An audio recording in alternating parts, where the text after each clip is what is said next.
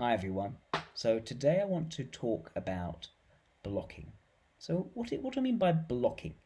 Blocking is kind of the next step. I've already talked about the cognitive functions, what I prefer to call the information metabolism elements.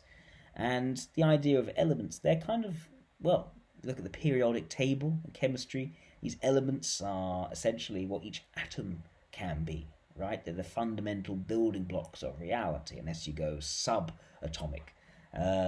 Atoms make up existence, and each of the elements are essentially a pure atom of a kind, whether that's hydrogen or it's helium.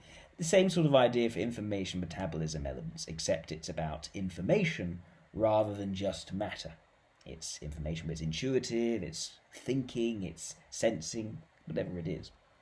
Now, the next stage is taking these atoms of information and blocking them together to form molecules. And in Jungian typology, it is about forming bonded pairs of these atoms. These bonded pairs, for them to bond, there are certain rules. You can't just bond any element to any other element. To form a block, it has to follow certain rules. These rules are, first of all, they have to be different in extrovertedness and introvertedness, right? The idea is that there's always one side of it that is expanding and increasing and accumulating, and there's another side which meshes in, which is refining and reducing and improving the quality of this blocking. That's important for a blocking. The other thing is that one has to be rational, one has to be irrational. The idea being that rationality has to be exercised on a medium or used to bring together different things. And yes, you kind of need them to be different for that to work. Now, this leads me to what do they always have in common? They always have in common static or dynamic. And this is kind of like how much that thing changes. If it's a sort of gradual change, is it a holistic sort of shapeless thing that is gradually constantly changing all the time, quite fluid? Or is it something just quite set? And if it changes, it breaks entirely. Well, you can't have something which is set, and if it changes, it breaks entirely, interacting with something which is fluid. It just doesn't really block.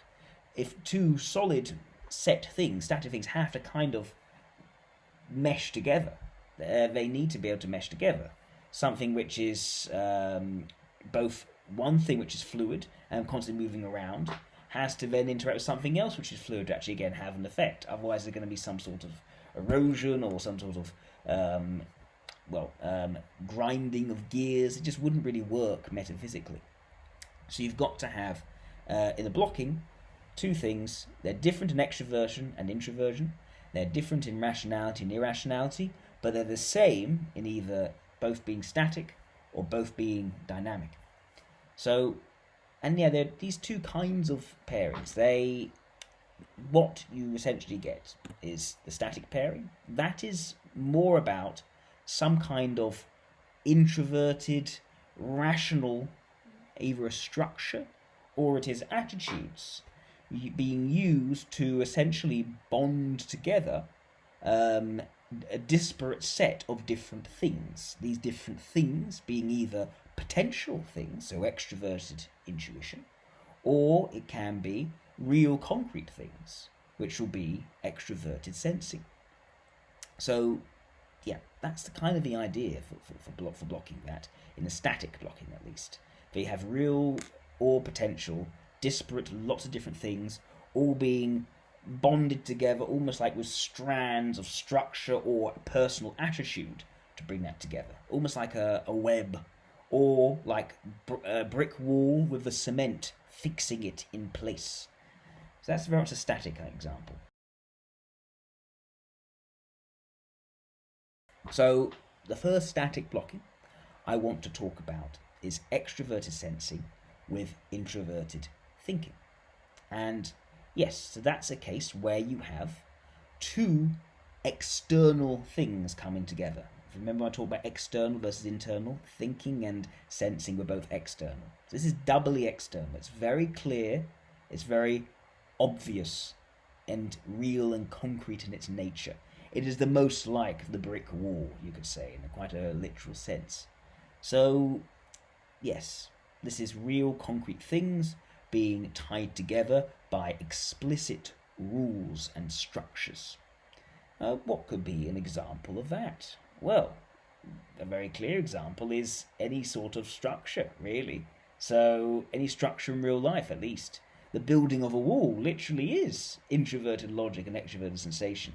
It is the decision that these blocks, real, concrete masses of things, and a decision that is going to be aligned in this way, is going to be set up. This goes on top of this, this goes on top of this, goes on top of this, that goes against there, that goes against there, etc. So again, it's very much a structure in your head. Oh, this is going to be how it's going to line up in this sort of way, and then imposing that structure, that coherent understanding onto the physical reality. So a wall, a building, anything in architecture could very much be linking up on a metaphysical level to extroverted sensing and introverted thinking. Another very good example, right, is DNA.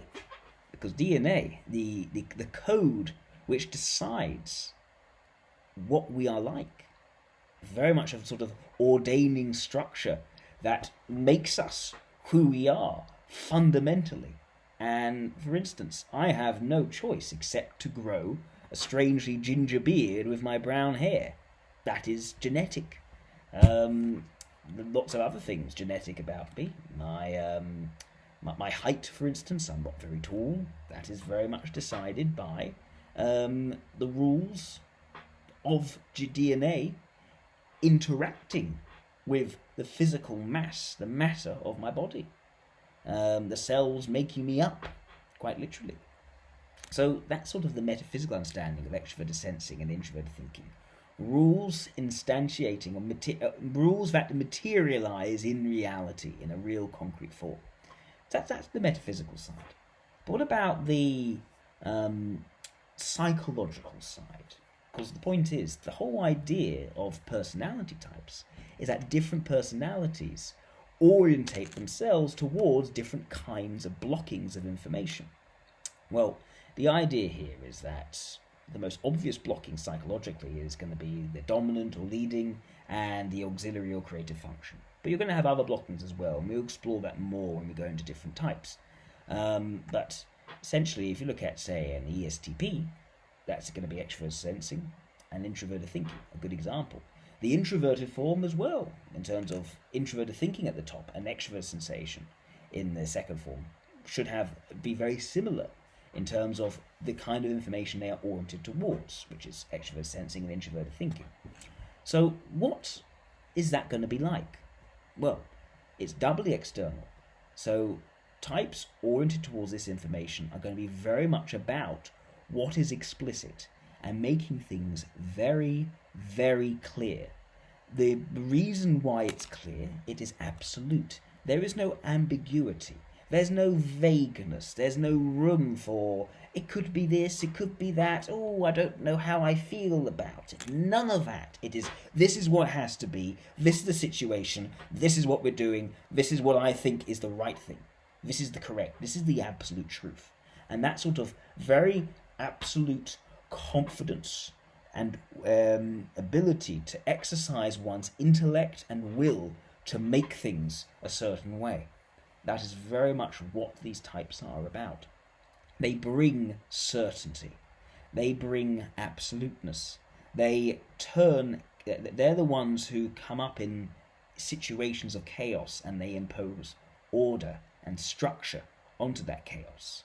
That can be in terms of a soldier, a general, a conquering commander, someone who goes out and actually could conquer many different countries, and Alexander the Great figure who imposes their structure onto the realities of many nations.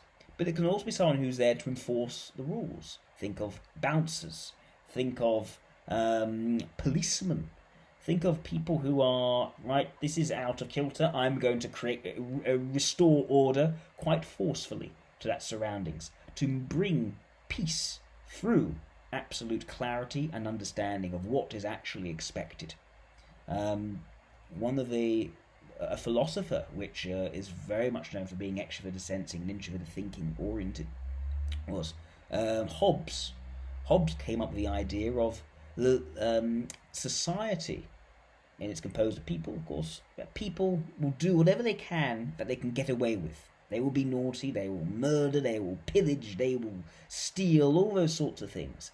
And what prevents people from doing that, to actually have a functional society, is to have essentially a tyrant, a leviathan, someone with the ability through the exercise of their will to impose authority and structure and clarity, where there are rules and there are consequences for breaking the rules. Very clear consequences, no dilly-dallying. If you do this, this will be done to you.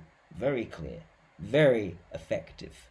Very much these people no doubt of what's going to happen if they contravene the rules. That's very much what extroverted sensing and introverted thinking is oriented towards. So it has a potential for great good and also potential for great evil. Our legal and justice system, well, I say not less so the English one, that's a bit more pragmatic, but look at most European legal and justice systems and the Napoleonic Code. Very much something which brought peace and stability to many countries. Very much a sort of top-down structure, this is how it's going to be. That must have saved many, many lives, prevented all sorts of crime going on. There's also, of course, the potential for negativity. This can become tyrannical. This can become, if not tyrannical, very, very disruptive. The tyrannical side, think of George Orwell's 1984, where extroverted sensing and introverted thinking taken to its most extreme can be seen as quite an evil, potentially evil thing. There's also the more disruptive side, because if you are introverted thinking, extroverted sensation, and you're up against other people with other views that contradict your own, you may not brook that kind of opposition. You may be the sort of person who wants to go in and overturn that existing structure, or existing theory. A lot of revolutionaries. In the same way that you've got the authoritarian side, the people who are already in power and asserting their will through structure, you've got people who are on the other end of that, who have a different structure in mind, and they're going to overthrow that structure and build something anew. Think of the French Revolution, think of the Russian Revolution. Lots of introverted thinking, extroverted sensation in place there. And the idea is that we're now going to impose our will to create society the way we want it, rather than the way that the corrupt, unjust old king wanted it. So there's often that goes along. A lot of ideological conflict going on, of course. Although it's something we don't see so much in the West, it's still there in the West. We see it. We see it a lot more in other places, and certainly going back in history. Culturally, at least officially, I think we sort of moved away from this way of thinking. We've almost demonized it to some degree, but it's a very key and important part of existence. If we didn't have boundaries in terms of law and structure, if we didn't have, for instance, the ability to enforce our borders, we wouldn't really have countries. There are lots of things which we don't necessarily like to talk about, which are very much in terms of extroverted sensing and introverted thinking. So, yeah, very much about clarity, very much the type which leaves no loose ends in setting out what things are. It can also be about controlling the narrative, in terms of by saying this is how things are, and quite dominatingly saying that again and again and again and again, people come to accept that is how things are. That is the structure. That is the truth. So, yeah, as I said, 1984 is a very extreme example of that, taken to its most possibly evil way possible. So, yeah, that's extroverted sensing and introverted thinking. They can... I'd also talk about hierarchy. I haven't talked about it before.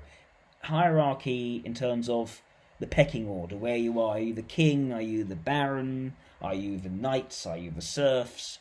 Think also about ideas such as alpha males and beta males and sigma males. Very much extroverted sensing and introverted thinking people consider things in these terms. That where are you in the pecking order? Where are you in the structure based on your muchness, your assertiveness, your will, your masculinity? That definitely plays quite a strong role in how some people like to think and to have status. How far up are you up the ladder in terms of your status and your hierarchy and your power? A lot of people are like this. It's a very strong part of society, and sometimes I think people like to pretend we're not like this, or like to pretend that we've kind of risen above such things. But really, these are the sort of things which an extroverted sensation, an introverted thinking sort of type would say, oh, this is a luxury. You have a luxury of being able to think this way. Just wait for when society collapses. You're going to need the real tough people to go and take charge after this. The Walking Dead, for instance, TV series. A lot of extroverted sensation, introverted thinking comes back because that is kind of needed to survive in this brutal land we're in right now. Hi, if you're enjoying this video, you'll love the in-depth content found on the Type Mastery Pathway, our comprehensive course. Learn everything I know about socionics in over 20 hours of video lectures across 6 modules, with over 100 video examples. Sign up today by clicking the link in the description below. Now I'm going to talk about extroverted sensing when it's blocked with introverted feeling. So as I said before, blockings require both elements to be static. And extroverted sensing is static, and introverted feeling, like introverted thinking, is also static. So what do these two have in common as well as being static? So they're no longer both external. Instead, they're both involved. So it's a doubly involved pairing. So this is very much about interactions, people with attitudes, the nature of other people and how to work with them, essentially. And the attitude being taken here is where it is about assertiveness, it is about direct action, but it's also about relations. Now, if you remember relations, this focus on how one personally feels towards things is a very key part here in blocking together force and relations. So what does this essentially look like? This is an attitude towards people whereby you are trying to figure out people's intentions. What are people about? What is their character? And you're doing it not through speculation on what's underneath. You are looking at what people have done. What are the concrete, real things to tell you about a person's character? So that means if someone has done you wrong, they are a scumbag. And you are going to create a relationship with them that is one of antipathy. That person is not a nice person. I am now creating a boundary that is being upheld by my assertiveness so that you are not going to get within 5 feet of me. I'm not going to let you. I'm going to fight you off if necessary. There's a certain independent streak which comes from extroverted sensing and introverted feeling that essentially you are setting up the right boundaries with each person so that no one can take away your independence. No one can exercise control over you. Now, I would also say about extroverted sensing and introverted feeling, there's that side, of course. There's sort of what I call the harsh judgment side, which can make people very, very judgmental, very much vociferous in countering evil and wickedness in other people based on one's personal attitude towards them. The sort of Christopher Hitchens sort of character who would write polemics telling you about how Mother Teresa was not very nice all along and all the rest. There's also the other side to extroverted sensing and introverted feeling, which is what about the people who are judged and found to be good people, found to be people that the extroverted sensing and introverted feeling oriented type likes? Well, then it's quite a different story. These are very fiercely loyal types. They are going to be about not only fighting off the wicked, but very much standing up in their loyalty for those who have won their trust. and won their respect in their personal one-to-one relationship. So they're also very much inclined, as the reverse of that, to go after those who throw others under the bus, who are not loyal, who are who you essentially show themselves that they cannot be trusted. Jacques Chirac, the French president, had such a problem with Valéry Giscard d'Estaing, the preceding French president, I say, not prime minister. Yes, he basically felt he was a bad person because he essentially thrown someone else under the bus politically. So there's very much a fierce loyalty, a very much a strong need to call out badness in other people, and they can be quite happy to do that publicly if necessary. It's not about narrative shaping so much. It's not extroverted sensing, introverted thinking. It's not about what everyone else thinks and setting that structure. Instead, it's about, right, I'm going to call you out. I'm going to essentially avenge my friend against you, essentially. And also, I'm going to make very, very clear you're not going to come anywhere near me or other people who I personally care about. So it's quite a grim, quite austere approach to managing people. But it's also firm and fast and very trustworthy and very reliable. And for some types, that's kind of what you're wanting, especially in a hard, tough world where there are people who are going to be looking to swindle you, people who are going to be of a bad character. You're going to want to have someone who can pick out the good from the bad in a very sort of quick, very heuristic way. We don't have enough time to speculate. You just got to be able to make a quick judgment and act upon it. So that's very much the benefit of extroverted sensing and introverted feeling when it comes together. So yeah, what else can I say about it?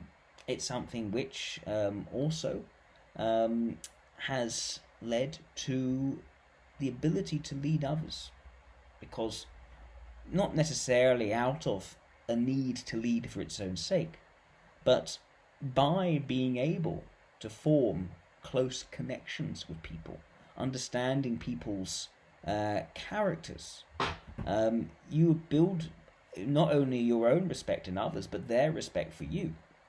And so you often find that these sorts of types can become leaders. But it's not the sort of leader where they are trying to engage lots of different people in a sort of charismatic way.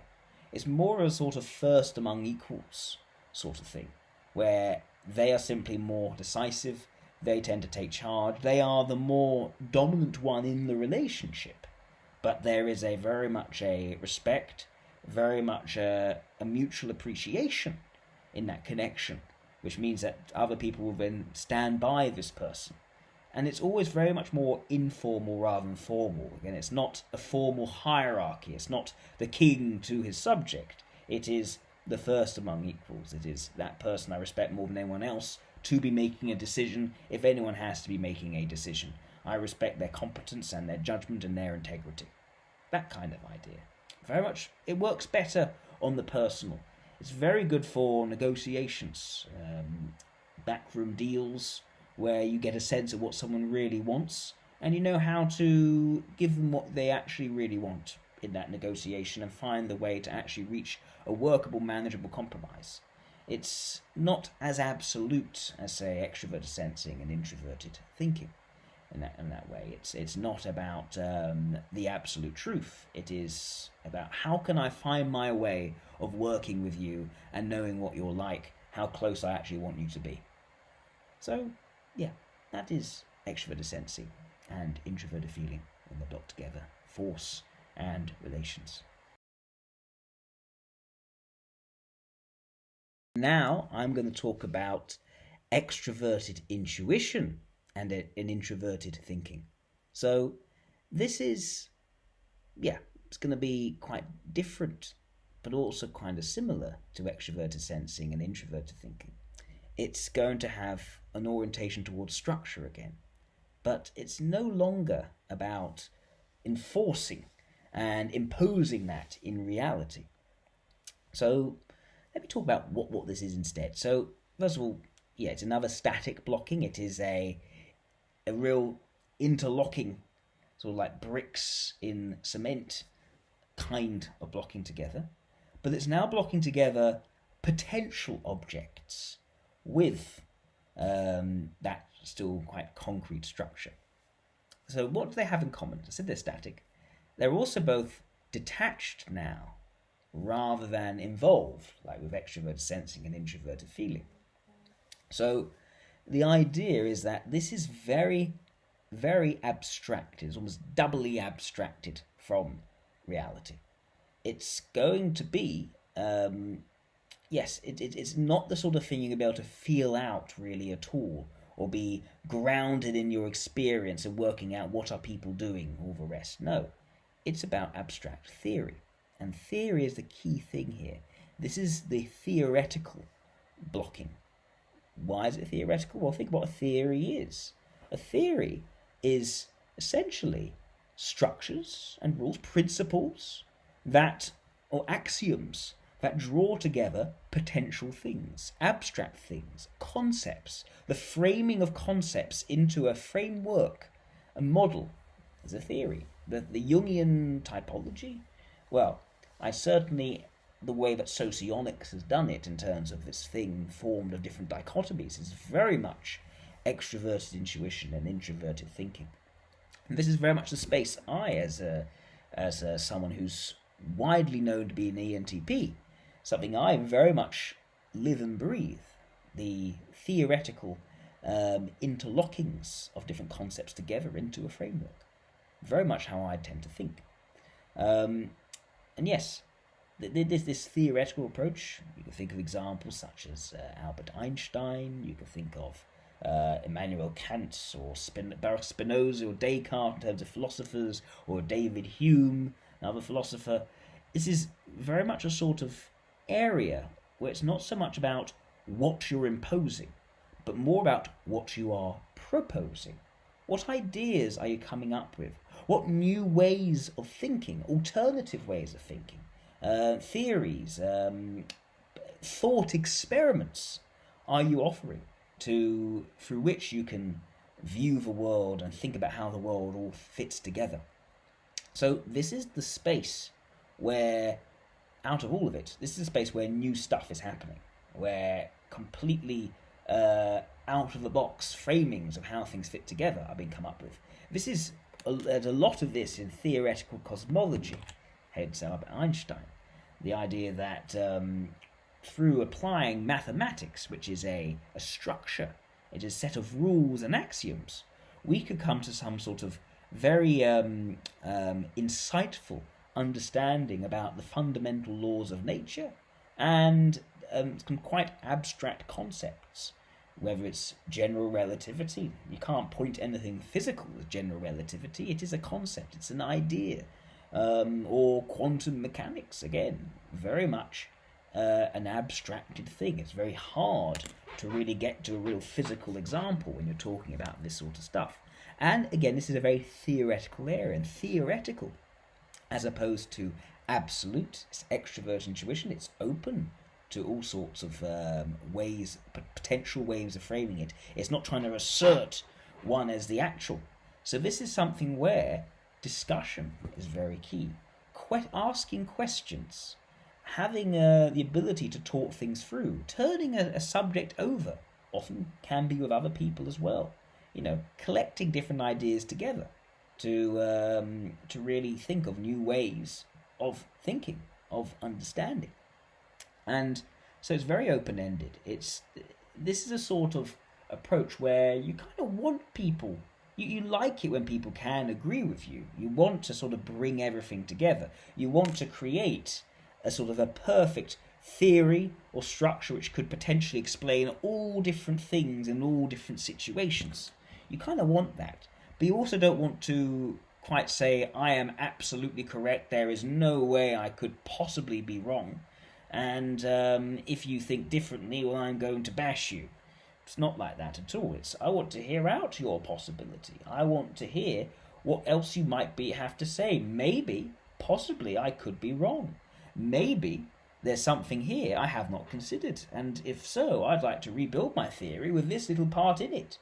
Now, there's sort of this sort of midway sort of thing going on here, where this is someone who's trying to piece everything together perfectly, but is not ever quite willing to say, this is the finished, complete article. I'm not going to consider other possibilities. It's going to want to explore these alternative possibilities as well. And so discussion is very a clear part of that. It's not about shouting down the opposition. It's not about imposing your will at all. It is an ongoing discursive theoretical space. It's very academic, you could say, for that reason. And it's not so practical, you might say. It's about the theory. It's about, is it all making sense fundamentally in a sort of abstracted way? It can grant great insights. And the idea is that hopefully this could be applied to all sorts of different circumstances and scenarios.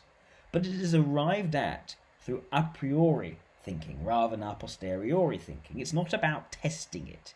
It is about how well do these ideas hypothetically cohere. That is the idea. And yes, depending on the type, if you're a type that's especially not leaning towards extroverted thinking, more about introverted thinking, you might not be interested at all in actually testing it and making sure it works. But the idea is that it all makes sense and fits together, and it is something which, you know, could potentially explain everything. Everything can fit together, and there's an inherent sort of desire for things to do so, an idealism behind extroverted intuition and introverted thinking. Often this approach is very philosophical. They often have an idea in terms of, well, an example would be in The Lion King, the Hakuna Matata. It's our problem-free philosophy. Philosophers often can be the sorts of types because it's an open, speculative space. We're trying to figure out how the universe works, what is right, what is wrong, in a sort of a principle-based way. Kant was very much of that persuasion. And through this application of thought experiment, considering what if we were in this situation? What if, for instance, we were travelling along a beam of light, as Albert Einstein very famously speculated? What things would we discover about our universe by putting our mind in this very different perspective and then trying to make sense of it all? That's the idea. And yes, they often can come with a certain desire for theoretical purity, sometimes at the expense of actually doing something with it. It can remain quite intellectual and academic. So yeah, that's extroverted intuition and introverted thinking. Basically the great theory and system builders, the ones who want to piece everything together into a perfected theory, but are less interested in actually then forcing everyone else to align with their theoretical expectation, because there's always a possibility they might have the wrong idea, or there could be something even better. Me again. The Type Mastery Pathway awaits. We're currently offering the course at a 50% discount, so consider signing up before the time runs out. To find out more, click the link in the description below. I'm going to talk about the final static blocking, and this is extroverted intuition and introverted feeling. So yeah, this is something which is very, very different to extroverted sensing and introverted thinking. It is not about imposing what you think. It is the opposite of this, completely the opposite of this. It could not be more different. It is doubly internal, first of all. So it's actually very much turned towards one's subjective experiences, not about trying to force something into reality. Instead, it's going to be about exploring, staying open-minded, but not open-minded with theories and structures like with extroverted sensing and introverted feeling. It's not that sort of very much sort of real politic, look at what people have done and form a judgment on them. No, it's about really exploring each unique and precious individual to understand what their intentions really might be, and to speculate on that, and to turn over in your head, what could they be thinking? What might be their intentions in this situation? Could they be misunderstood? Because that's the thing about extroverted intuition. It's always thinking, what else could it be? Are we sure that that is the right judgment? Maybe this could be this. Maybe it could be that. Maybe it could be that. So it's very much about what potentially could be about someone's inherent character and intentions and motivations. So it's quite different to extroverted sensing, introverted feeling, in that it's not about harsh judgment. It is about good faith judgment. It's not like extroverted intuition, introverted thinking, where there's no real personal judgment whatsoever. It's just whatever makes sense in theory. No, it is still a judgment going on, but it's very much I'm going to give you the benefit of the doubt. I'm going to entertain the possibility you might not be the scumbag that my extroverted sensing, introverted feeling friend thinks you are. I'm going to see how you actually potentially misunderstood. There may be, if I just listen to you a bit more and I explore your intentions, I could come to quite a different understanding than I may have thought initially. That's very much extroverted intuition, introverted feeling. And extroverted intuition, very much about not only alternatives, but the potential ways in which someone could be and become. So the idea here is that people with extroverted intuition, introverted feeling oriented, they very much want to, through getting to know other people, understanding the breadth and variety of different perspectives in the world from all different sorts of people, they might also be able to help unlock people's potential. Help them to consider, mate, what if you were doing this? Could you be that? You could be this amazing person. You could be doing that sort of thing. You could imagine all the experiences you could be missing out of if you never travelled and you never experienced new cultures. It's that sort of idea. It's very exploratory, but it's exploratory through the network of one-to-one personal relationships. And again, giving people the benefit of the doubt, seeing how someone could be potentially, not just saying, well, they did this, therefore I can't trust them.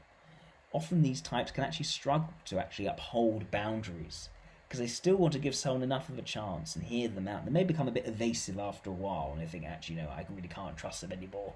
But they don't really like to close the door on anyone.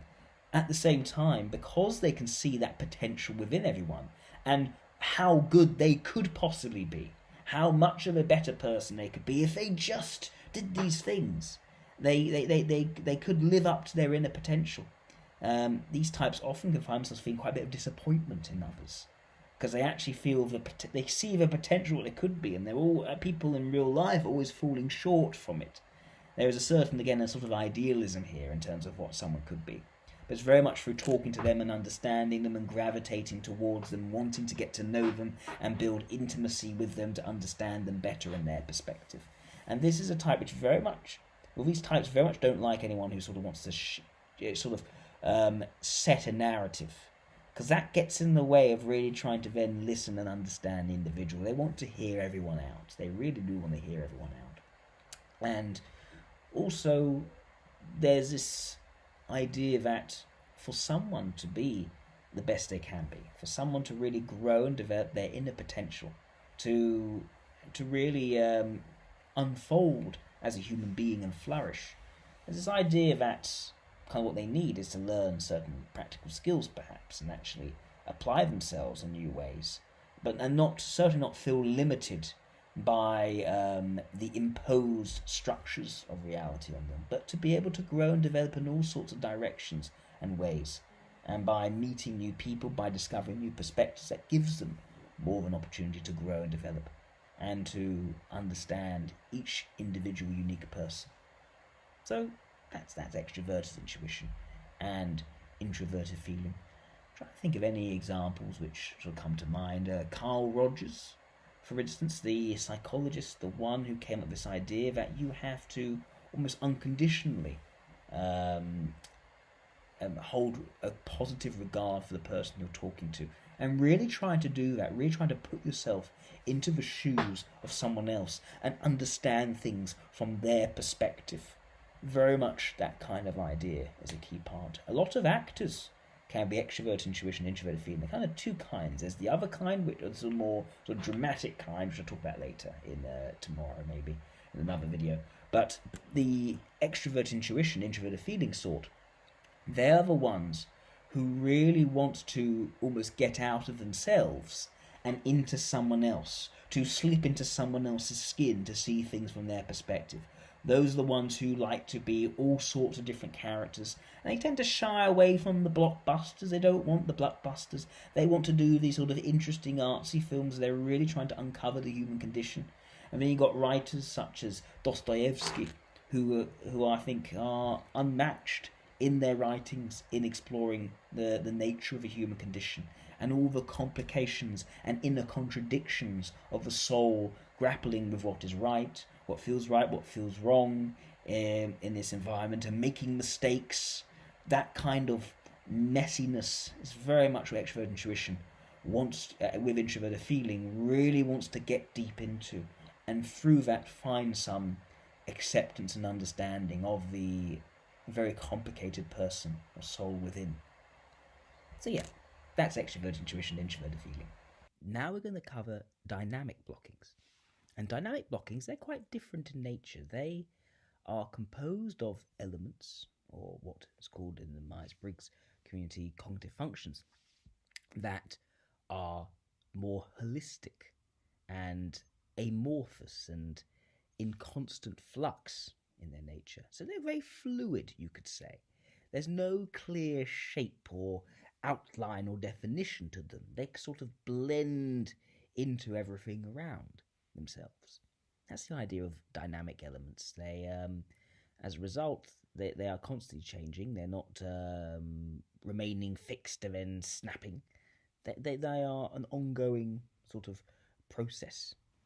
And so, yeah, and there's two parts to that. There's the extroverted rational part, and then there's the introverted irrational part.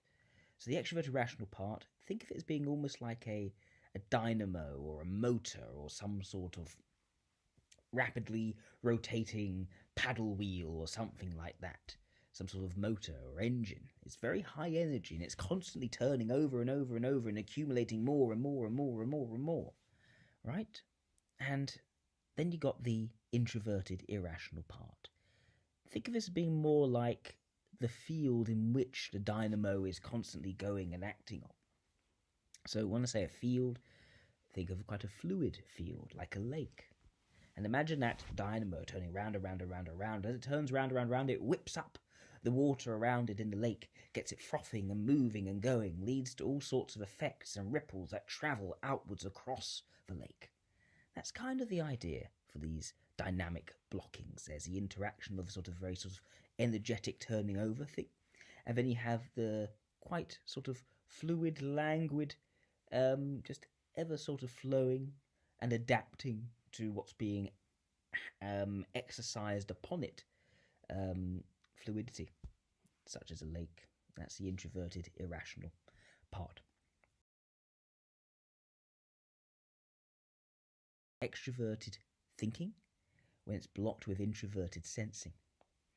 Now, first of all, I'll talk about some of the misconceptions. This is one of the least well understood, one of the most easily confused blockings out of all of them. And I think that comes from the need to apply judging to sensing and thinking. And that suggests something which is very sort of structured, very sort of order creating, quite bossy, quite about imposing that structure on others, bureaucracy or militarism, very much, you must inspect your boots, and if it's not perfect, you're going to have to go do laps or something like that. Very structural, very hierarchical, you could say. That's the impression people get of extroverted thinking and introverted sensing. This idea of extroverted thinking is sort of the bossy, I'm going to organize you, I'm going to make you how I want you to be, I'm going to put things in order. Plus introverted sensing, suggesting something is quite almost backward, almost all about the past, and we don't like the future, we don't like new things, we're going to make things the way it's always been, so we're going to be absolute sticks in the mud, very traditional, very sort of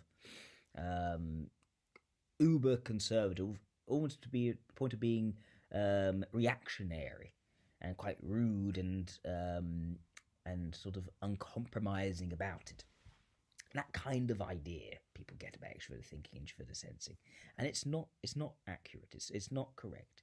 Again, I think it comes from this idea that to be judging, it means that the thinking or the feeling must be extroverted. And so that means that one, Te+Si, must be the hyperstructural one. Even it doesn't make any sense for Te to be about structure. As we covered in extroverted thinking, it's about pragmatism. It's about how effectively and efficiently things are working. Is it working? Can we test it? Can we see how it works? Does this apply most efficiently to the situation? So nothing to do with structure. It is a dynamic, ever-changing thing. Structure isn't. It must be static. So no, that whole idea of what people in Myers-Briggs call the SDJs actually would apply far better to Se and Ti, as I covered in one of the previous videos. So notice, instead, what is Te and Si? How can it be correctly explained? Well, extroverted thinking, of course, is that pragmatism. It is that how things are working, how to improve constantly the efficiency of how things are working by taking in factual information through reliable processes to improve how we are functioning. And the other side is introverted sensing, which, as I described before, is actually about harmonizing the sensory experience of our surroundings. It is about bringing things into a natural and organic and convenient balance. So when you put these two things together, you get a sense of what the quality is of how things are working. It is the process-oriented blocking. It is about how well things are working. How can it be quite incrementally improved through observation? Observation is a very key thing here. How is it working right here, right now? How can we add a little bit of this and take away a little bit of that to make the process as efficient and effective as possible? So there's an accumulating of knowledge, of data, of statistics on how it's working through direct observation. And that's often, I think, confused with extroverted sensing in Myers-Briggs land. And then there is the introverted sensing of reading and picking up the slight changes and variations on the local physical environment and circumstances. And from that, refining and tweaking and tinkering until the process is as perfected as possible. And there's a real strong drive here for these types to do a good job in whatever they do, to really put in a decent, hard-working effort to make sure that whatever is done to good quality. And you can imagine craftsmen and practitioners who have developed their skills in a certain area, who've really mastered their craft, taking pride in doing something well and just working on it and enjoying what they do, enjoying the finessing of a certain process to its optimum efficiency. And not being someone who, once they do it, that's the only thing they do and that's how it is set. No, but instead wanting to learn, wanting to attend seminars perhaps, or see the work of others to continuously be learning and improving and refining their craft. So that's kind of the idea. It's, as you may have imagined, a double external pairing, like extroverted sensing and introverted thinking. But the key difference here is that rather than imposing one's structure onto the outside, of changing the world very dramatically and very radically, instead it's more about looking at how things work and acquiring the skills and capability to manage that effectively and quite conscientiously. So actually kind of adapting to the world in some ways and looking at what skills can be learned. How can we observe this? How can we see how it works? How can we test this? How can we put this into practice? So yeah, still double external, but a very different philosophy being taken to the external. And yes, as a result, this is not going to be the sort of pairing that gets dramatic or overly spiritual in its nature. It likes to ask the question: can I see this in the data in front of me? Have I seen this work? Can I put this into practice? practice. That's very important for these types, that it can be grounded in sense data, that they can actually test it out, try it out, see if it's actually working well. Other things I might say, I can think of certain real-life examples. You have, for instance, Her Late Majesty, Queen Elizabeth II, would have been, I think, Si and Te. Very much, not inclined to show drama, to stir things up. No, keep a stable, even keel and do your job well. That's the idea. Or if you look at, for instance, Thomas Edison's more Te and Si, right? Constantly working hard, working well, trying to, through piecemeal data and testing and tinkering, developing a large range of different inventions and improving them incrementally over time. Very much the idea for this. Not about tearing things down and having to start afresh. That's very Se and Ti. It's very static. No, it's the dynamic, continuous improving and making things work more efficiently and better. And yes, from doing this, there's also an element of self-sufficiency in these types. They want things to be working autonomously and well. They want to essentially create the right fine balance of processes that actually doesn't need constant interaction, and it doesn't need to be constant control. It can just function well on its own. So you can imagine sort of like the doctor who, gives you like the prescription just to put your body right into its natural working sustainability again, and then it's sort of light touch. Doesn't want to be too heavy-handed. Sometimes it can get overly involved, especially Te plus Si, but it doesn't particularly want to, but it ends up doing it anyway, sort of a micromanaging effect. But what it really wants to do is to make things self-sufficient, and they themselves want to be self-sufficient, to learn and acquire the skills to just operate effectively and not need someone to come in and interrupt them and waste unnecessary resources. Why can't I just learn the skills I need to do it myself rather than require someone else to be part of this process, to be a superfluous element in what is a very well-working system that I've put together? So yes, that's the process orientation of extroverted thinking and introverted sensing. You might not be ready to purchase the Type Mastery pathway all at once. That's fine. If you want to get a taster, you can now purchase specific modules one at a time. How about Module 3, which looks closely at how these blockings and themes come together to create distinct behaviours and focuses for each of the types. Find out more by clicking the link in the description below. Now I'm going to cover extroverted thinking plus introverted intuition. So this is, again, another dynamic blocking. There is very much a dynamic, a dynamo, and constantly turning engine going on in extroverted thinking. But it's no longer operating on the same field.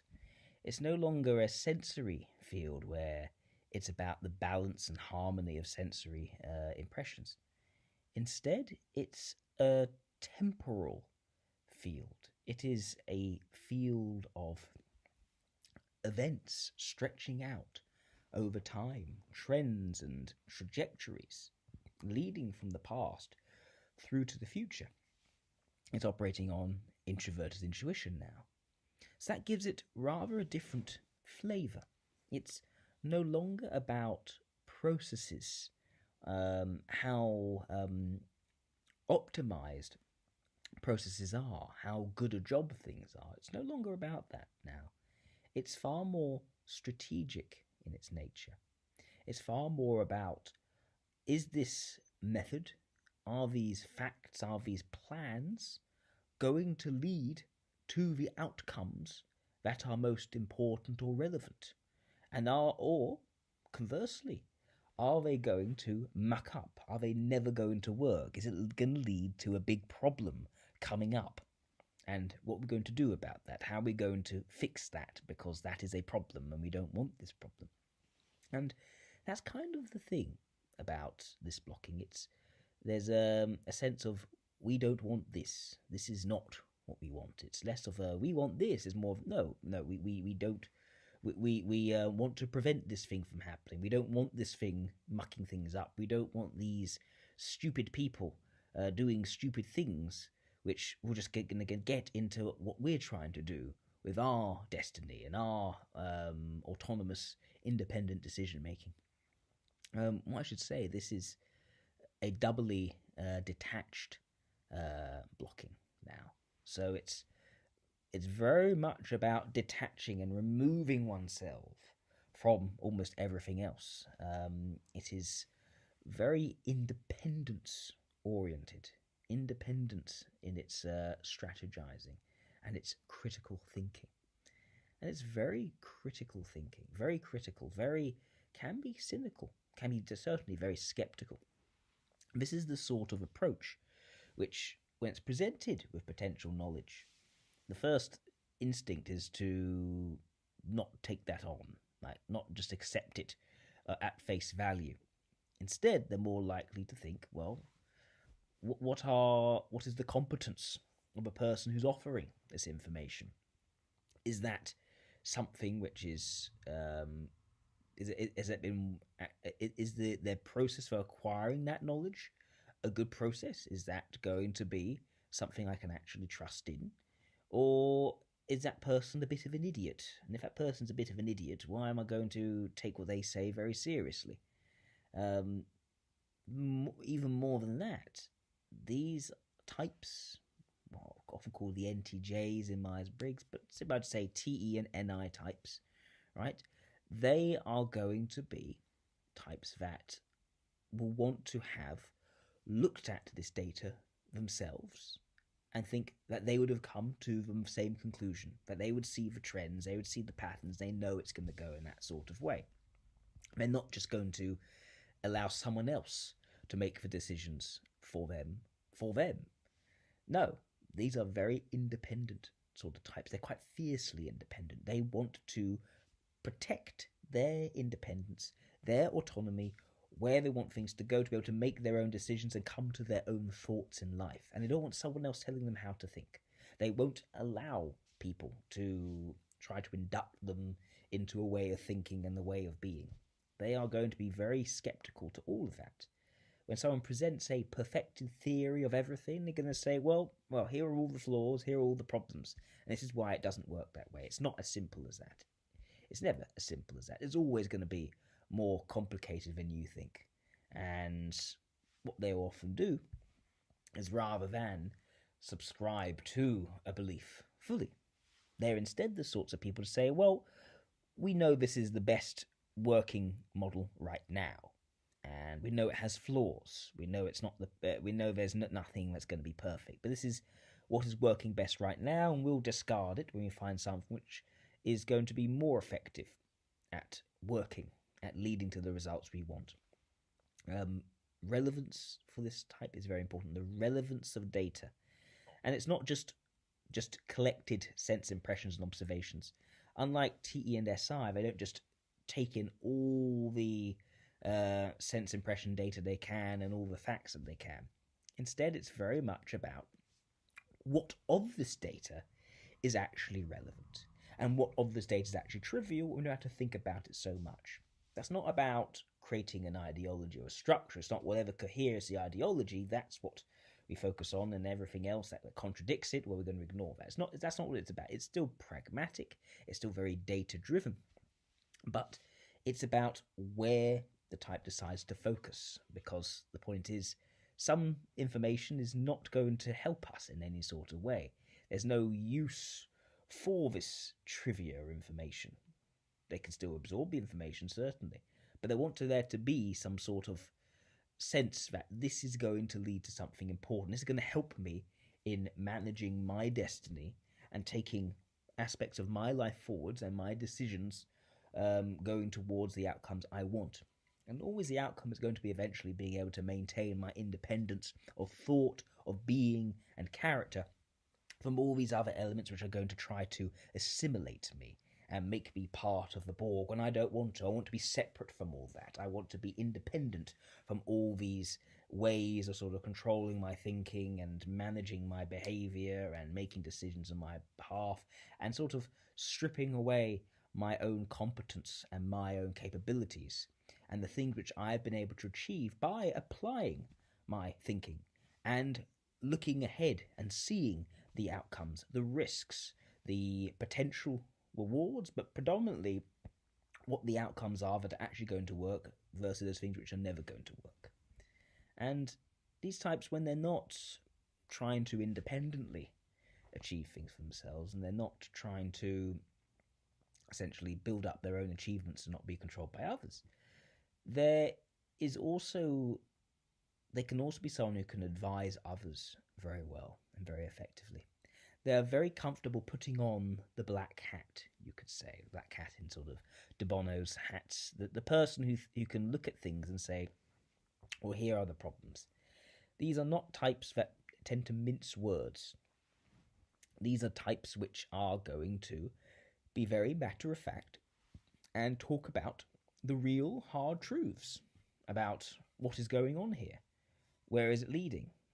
What is relevant and what is irrelevant? What is actually going to be a potentially harmful, in the long run, enthusiasm?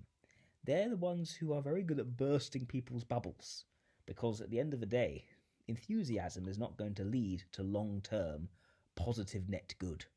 And they're going to be thinking what leads to that positive net good in quite a pragmatic and not, rules-based way. Not about the rules. What else can I say about these types? You've got lots of examples. Some of the most successful people can be these sorts of types, especially the extroverted kind. They never seem to stop working. You've got, say, the Bill Gates or Jeff Bezos figures. The more introverted sorts, they tend to lean a bit more academic, a bit more in that sort of advisory role rather than going out and achieving and building up their own successes. But yes, what you do tend to find for these is, in general, a detachment from just the sort of a common popularity of society. There's very little interest there to handle with it. And when they are handling that sort of social positivity of society, it's very much, do I have to do this? I'll do this just to survive. They'd rather get out and get away from that so they can be actually making their own decisions. Being able to make their own decisions, to think for themselves is so important. And that's why when you look at sort of some aspects of OP, for instance, or some aspects of Jungian cognitive functions, and they say that extroverted thinking types, they form their views from the consensus, the accumulated shared understanding. And introverted thinking, they're the ones who really think for themselves. Not really. When it comes to extroverted thinking, introverted intuition, there is no more independently minded approach. It's independently minded for the sake of being independently minded. It inherently does not trust what other people are going to be coming up with and offering to them. They will need almost compulsively to have look at the data themselves, picked out the trends, and made it up for themselves. But what I will say, though, although they're naturally very sceptical and very independently minded, it's not that they only trust what they've seen with their own eyes. They just need to be able to trust in the conclusions that they make. That's an important distinction, because a number of these types are actually more open to sort of spirituality and more open to ways of thinking in a more symbolic way, which aren't purely observable in the data in some sort of radical empirical sense. It's usually the Te+Si types that struggle with that, who need to be able to actually see things in practice. Te+Ni doesn't need to see it in practice. They just need to be able to have data where, through their more inferential, intuitive leaps, they can see that leading in a relevant and important or significant direction. It has signal. It's not noise. And sometimes that can be more spiritually inclined. Think of, say, Jordan Peterson, someone who's very deeply symbolic in his nature. Think about how he sort of clashed in his discussion with Richard Dawkins, who I'd say is more Te and Si, who struggles very much with symbolic and spiritual approach to how he handles his data. So yeah, that's how I talk about the Te and Ni when it's put together. Now I'm going to be looking at Fe, extroverted feeling, plus Si, introverted sensing. So the nature of the dynamic blocking has changed again. We keep introverted sensing, but now we have extroverted feeling, which is not so much about the sort of mechanical, practical process of facts and how things are improving. Instead, it's about mood. It's about emotion. It's about emotional energy. It's about the sort of emotional contagion that spreads out from one's expression to encompass other people, to shape and change the moods of others, to get people feeling excited, get people feeling downtrodden, get people feeling enraged, depending on the mood and emotion you want to share. But when you block Fe, which is very much the emotional side, with Si, the harmonizing of sensory impressions side, you get something which is basically Myers-Briggs type indicator Fe. It's pretty much the same thing. Myers-Briggs type indicator Fe was pretty much constructed from looking at Fe and Si types. It wasn't constructed from looking at Fe and Ni types. So what you find with the Myers-Briggs SFJs, they're usually kind of correctly typed, perhaps. I might change the P and the J for the introverts, but it's basically the same sort of phenomenon. ESFJ is usually an ESFJ. The problems are when it comes to Fe and Ni. That doesn't have the same harmony focus, but we'll cover that in the next video. But Fe and Si, yes, it's very much the sort of harmonizing understanding of Fe. It's about those moods and emotions which are going to harmonize the physical sensory present experience. So these are going to be the sorts of people who want to bring everyone together, make sure that people are having a good, fun, wholesome, enjoyable, positive, happy experience together, and sharing in these experiences together, not being apart, not being separate, not being a stranger. You know, it's the almost polar opposite to extroverted thinking, introverted intuition. No longer sort of the miserly, money-making sort of figure who doesn't want idiots getting into their lives and making decisions which are going to get into their affairs or anything of that nature. No, Fe and Si very much wants everyone to be together, to be on the same page, to be enjoying things in that same moment. And it's the doubly involved pairing as well, doubly involved. So it's very much in that moment, smelling the roses, appreciating life for what it is, feeling the positive vibes that everyone else is giving off, and just enjoying that. Can be a bit hedonistic at times. It's very much the bon vivant way of viewing things. It's very much about, I want everyone to have a good time. I also want to have a good time. We all want to have a good time together.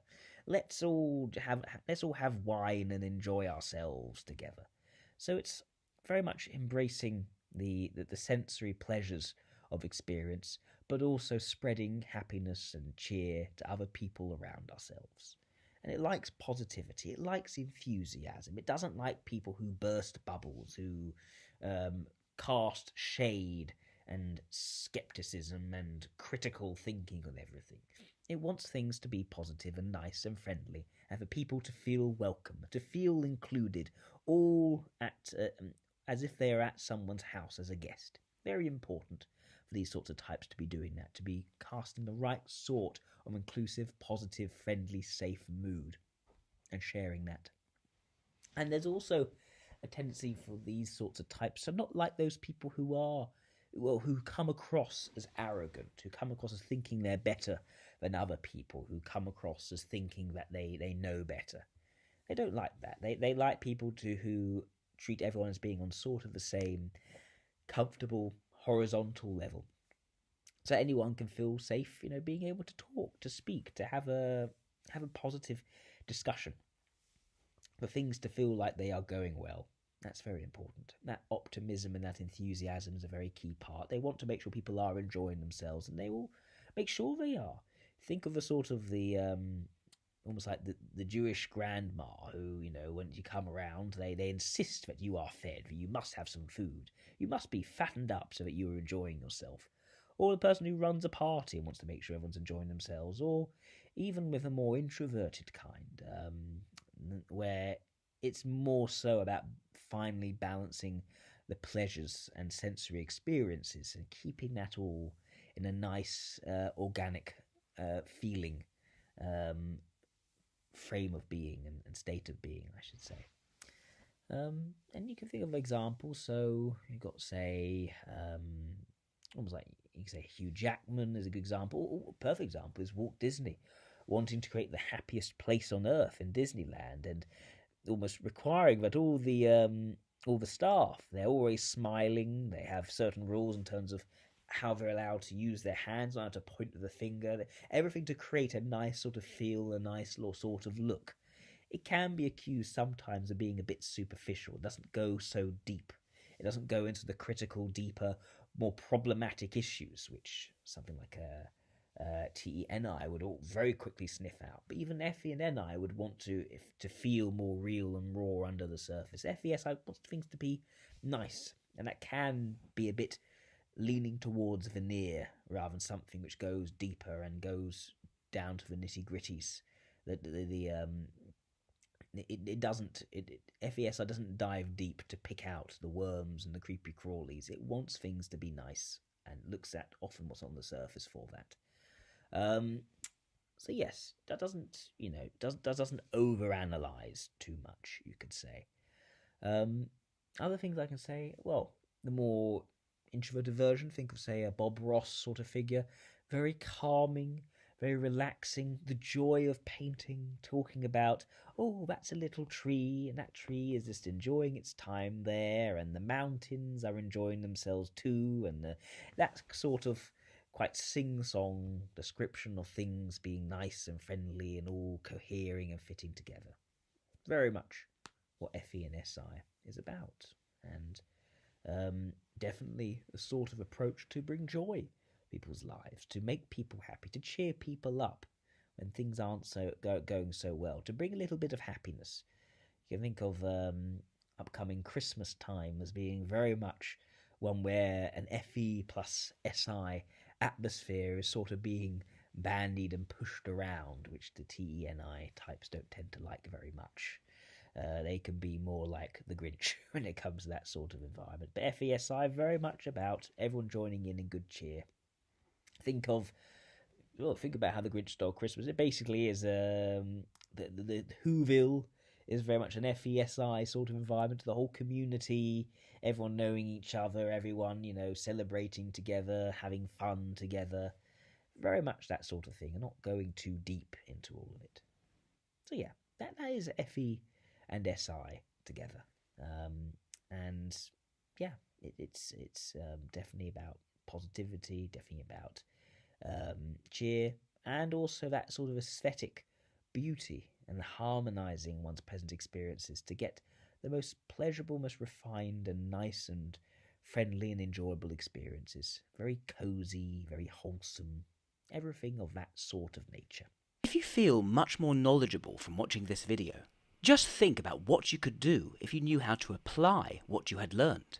In the Type Mastery pathway, you'll learn how to accurately type other people, and if you're ready to take the final exam, you can earn a certificate accrediting you as a WSS Socionist. Again, for more information, click the link in the description below. Finally, today, I want to talk about Fe, extroverted feeling, plus Ni, introverted intuition. And this is the flavouring of extroverted feeling that the Myers-Briggs Type Indicator and Jungian Cognitive Functions forgot about. They didn't really know how to describe and cover this properly. When they went to talk about Fe, they only talked about harmony. They talked about all the nice, sort of cuddly, friendly side of Fe, which, when it's blocked with Si, yes, it does get like that. It does get nice and friendly. But also, as a result, not too deep. Not too raw and authentic and profound. It's very much just pleasant and nice, and there's nothing wrong with that. That's but a lot of people like that. I especially like that. But that's not an intuitive way of talking about Fe. It's very much a sensory way of talking about Fe.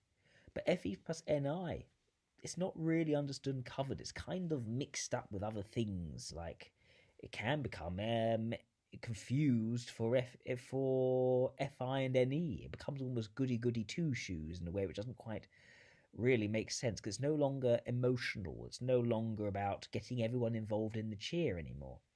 So it kind of loses itself, because I don't think that Myers-Briggs type indicator really knows how to describe feeling when it's not all sort of nice and cuddly. And that's the thing. Today I'm going to be talking about emotions, extroverted feeling, in a way which isn't cuddly. Instead, it can be quite shocking. It's quite raw and profound. This is the kind of feeling that hits at your core, at your nature, that really wants to provoke the way you feel, to make you think in a different sort of way, in a way which is more meaningful, is more profound. This is drama. This is Fe plus Ni is dramatic in its nature, because it's taking emotions, it's taking extroverted feeling, and it's relating it to deep set trends, where things have come from and where it's going to go. It is a sense of vision and purpose and destiny being brought in with extroverted feeling. It tends to romanticize this idea of destiny greatly. It's not like Te and Ni, where it's quite skeptical and what are the facts pointing to, why should I believe this? Instead, this is more about the passion of someone who really believes that this is the direction, this is the true path we're going to go on. There is definitely that romanticization of destiny going on here. This is our destiny, this is where things are going to be going, and speaking very positively about that. But it could also be speaking negatively. This is going to be a disaster. We are heading for terrible, terrible things. And it's, again, injecting emotion into it, as opposed to extroverted thinking. It's not, that's never going to work. It is, disaster is coming. I foresee where that's going to be going. And that's another key thing for Fe plus Ni. Is there always a sense of just knowing. These aren't types that are good at going into the data to show you how it all works and why it's going to go there. They don't tend to explain. They just know where it's going. There's no facts here. It's just a sense, a knowing, a foretelling of where it is. So it's not so much strategic planning ahead, thinking about how that fits, thinking about how the different steps lead to the outcome. It's more of an intuitive knowing and sense, this is our destiny, this is what will happen. There's no other future but this. This is going to be inevitable. And that could be a great, great thing. That could be the destiny that will unfold before us if we just, as long as we're mobilized towards it. Or it can be a sense of fatalism, like, this is my fate, this is where I'm going to end up in my life, this is where things are almost destined to go. So there's a lot of this going on with extroverted feeling and introverted intuition, the sense of a meaningful, significant, profound unfolding or destiny or journey, and the extroverted feeling aspect, which is the emotions around that feeling of the profound, that sense of what is out of the ordinary. That's also another thing here. Out of the ordinary. These are not types that tend to like doing day-to-day, trivial, practical tasks. In the same way, Te and Ni really struggles with sort of the day-to-day social niceties. Fe plus Ni really can't stand the the menial tasks, the almost, to them it can almost seem like slave labour. The idea they're, washing the dishes. It depends also how one's brought up, of course. There is variation here. If an Fe+Ni type is brought up in a more sort of, harder environment where, they can't afford to be so privileged as to not actually wash up and do all that sort of stuff, then fine, they'll adapt to that. But a lot of the time, these are types who are seeking something special, something out of the ordinary, and they want to be out of the ordinary. They want to engage with the sublime aspects of humanity and be of the sublime aspects of humanity, not the everyday. These are types that, rather than Fe and Si, which is about very much including everyone together and everyone having a good time, Fe and Ni wants to find those circles of belonging that are special, that are shiny, that have a certain exclusivity to them. And these are types that certainly do not want to be excluded from the shiny group. Then they may end up having to form their own club. The idea of forming special clubs where you have to have certain shiny qualities to get in. They really like that sort of stuff. They want to belong to those sorts of circles. Something which elevates them above the humdrum and the mundane and the essentially unimportant. It's very much the thing. A lot of these types want to pursue a lifestyle of, could be extravagance, perhaps. It could be something else. There are lots of different ways in which that can manifest. Whatever this lifestyle is, which is above the day-to-day or the mundane nature. And that can be shaped by, of course, faith and religion, whatever that looks like or feels like. But it's very much a sort of saying, this is not my scene. This is my scene. This is the scene I want to go for. And so that's the introverted intuition again. It's saying no to certain possibilities. It's not just accepting and tolerating it all and making it sort of nice and pleasant. It's actually saying, this is the direction I want to take my mood. I want to take my vibe. And this is how I'm going to have that sort of perhaps more profound and inspirational effect on other people. So when you think of Fe+Ni types, think of, well, they could be in all different sorts. They could be politicians and celebrities. They could be musicians and artists. They could be even military leaders. They could be all sorts of different sorts of people. In many different ways this can appear. But the idea is that they've found a way to communicate their identity, their sense of authenticity. And authentic self-expression is an important thing here. This idea that it's not about surface-level positivity. It's now about, no, we're getting at the real, raw, profound emotions, and we're sharing that because that's what's going to get people to feel, this is actually important. Can be a bit dramatic, can be a bit unnerving at times, right?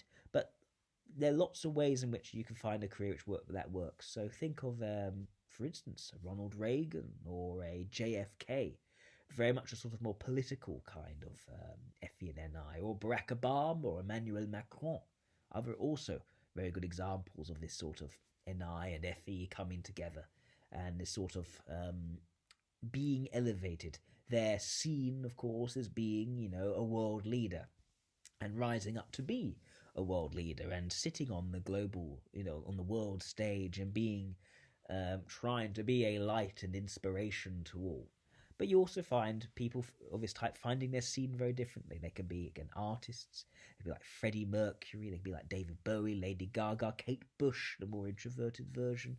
Very much their scene is one of creativity. And for them, rather than affecting people through speeches and being on the world stage, it's far more about writing, creating music that inspires people, that gets people undergoing all sorts of emotional transformations. So that's another way in which it can be. But also you can have people who are, of course, conquerors and military leaders as well. You think of as military leaders, Douglas MacArthur, or going further back, maybe Pompey the Great or Mehmed the Conqueror. So there are many different ways in which this can show up religiously as well. It is thought that maybe the Prophet Muhammad was Fe and Ni as well.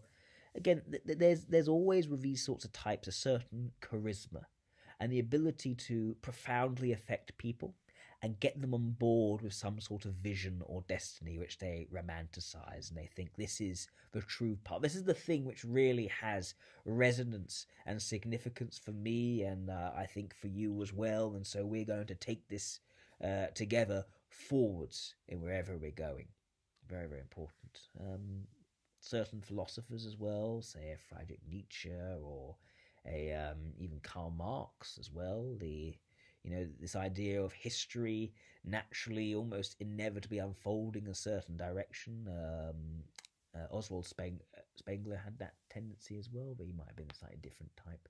But yeah, this idea that for Nietzsche, the giving way to the Übermensch, that we are destined to give way to this next super being, and conveying this sort of very passionate philosophy, which you get when you read Also sprach Zarathustra. Again, it's not comfortable, it's not nice. Sometimes these types are confused for NTJs in my speech because they're not always cuddly. They don't have to be cuddly.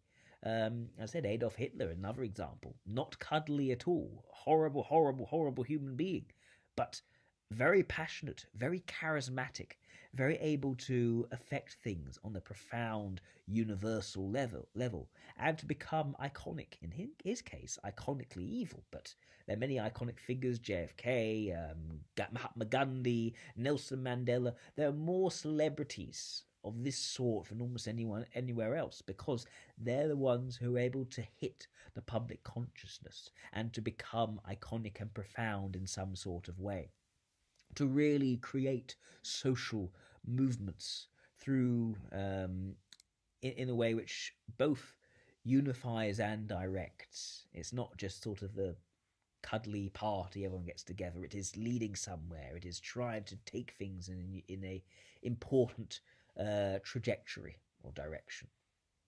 So yeah, that's what I would say about this, about Fe and Ni. It's not humdrum. It's not day to day. It doesn't like sort of it doesn't like that sort of mundanity. It very much reaches for the sublime and is about authentic, profound self-expression. Although at times, sometimes that they may sort of lose sight of that authenticity. They may end up becoming a sort of fake it till you make it sort of person. Often the more extroverted version can fall to that. The introvert version less so. They can become more fanatical in the vision and where it's going, and the profound meaning and significance and all the sort of symbols that are associated with that. These aren't types which are very sort of tied down to day-to-day reality, you could say. It's very much a sort of the profound, sublime, spiritual direction we are taking things in. So yes, that is extroverted feeling and introverted intuition. It's still doubly internal, but it's very much sort of doubly internal, then starting to try to reach out to affect, to change. But it's definitely coming from that inner sense of identity and wanting to change the reality around them eventually in line with their inner identity and their sense of what is profound and meaningful of themselves. So yeah, that's Fe and Ni together.